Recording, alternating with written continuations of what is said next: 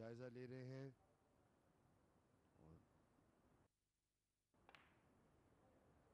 और इसके साथ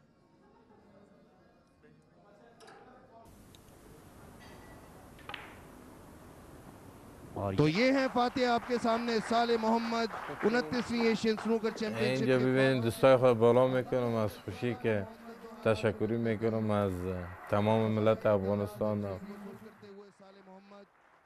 फातिहा ने अंदाज अपने हाथों को उठाया साले मोहम्मद ने अफगानिस्तान ब्लेड بلند کنم در سمت آسیا یا در جهان که افغانستان واقعیت در حالات مردم میبینن که در خبرها یا در اخبارات خبرهایشان میگه که جنگ است و فلان است بستان است، اما ما بسیار ورزشکاران داریم، بسیار استعدادام داریم که میتونیم به اینمی مسیج برای دنیا روان کنیم که ما جنگ نمیخواهیم، ما همیشه پیس میخواهیم.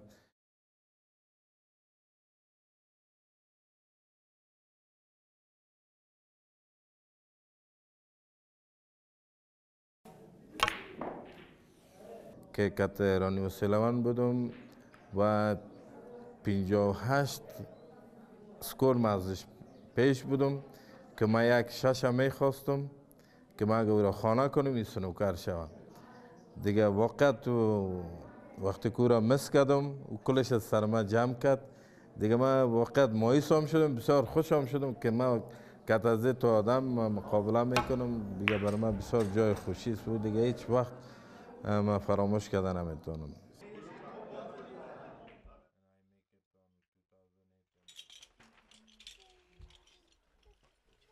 This is right my name Salim. چون که وقتی که از 80 بالا میشه بریک 1% که میگه، وقتی که از 80 بالا میشه بسیار استرس بیشتر داره دیگه. اونجا من تونستم که خدا کنترل کنم و بهترین در مدت 29 سال تاله در آسیا 147 کس نزده که من بسیار به من جای افتخار است.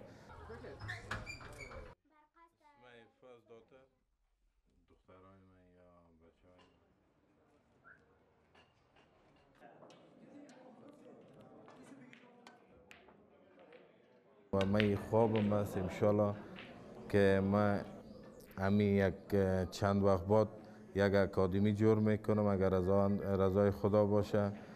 مگم بازم چون که تنها هستم، من بسیار میخوایم که حتما باید از یک پشتیبانه باشه که مرا باید از یک سپورت کنه، چون که در افغانستان سنوکر بسیار طرفدار داره و بسیار استعدادهای خاص داره.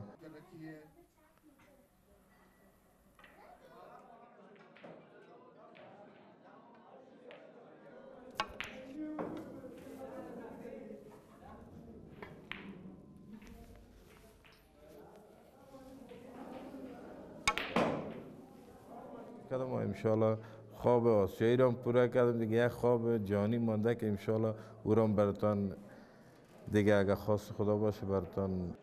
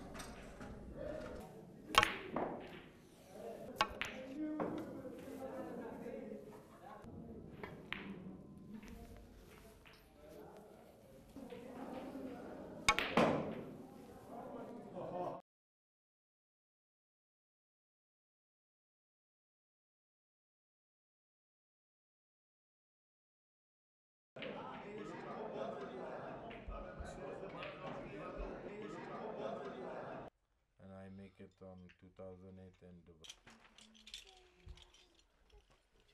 This is right my name Salim. And I make it on 2008.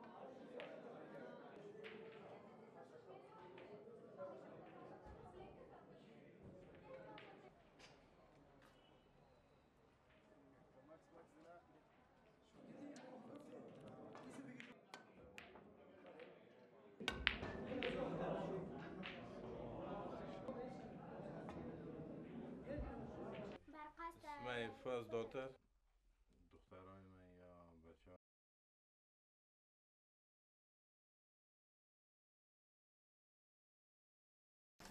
तो ये है फातेह आपके सामने साले मोहम्मद 29वीं एशियन स्नूकर اینجا ببینید دوستای خود بالا میکنم از خوشی که تشکری میکنم از تمام ملت افغانستان. ما انشالله خواب آسیایی را پورا کردیم دیگه، یک خواب جانی مانده که انشالله او را براتان دیگه اگر خواست خدا باشه براتان بلند کنم در سمت آسیا یا در جهان، که افغانستان واقعیت در حالات مردم میبینن که در خبرها یا در اخبارات خبرهایشان میگه که جنگ است و فلان است بستان است، اما ما بسیار ورزشکاران داریم، بسیار استعدادام داریم که میتونیم به این مسیج برای دنیا روان کنیم که ما جنگ نمیخواهیم، ما همیشه پیس میخواهیم.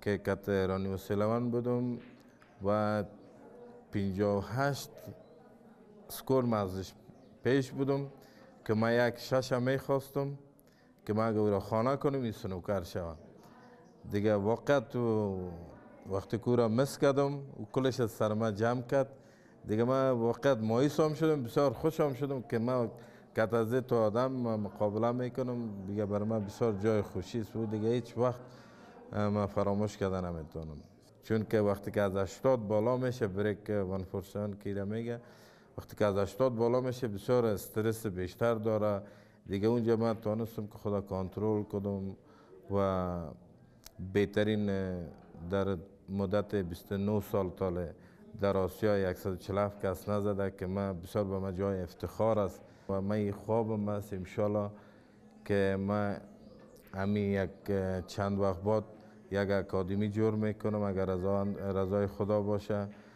مگم بازم چون که تنها هستم، من بسیار میخوایم که ما باید از یک پشتیبانه باشه که مرا باید از یک سپورت کنه، چون که در افغانستان سنوکر بسیار طرفدار داره و بسیار استعدادهای خاص داره.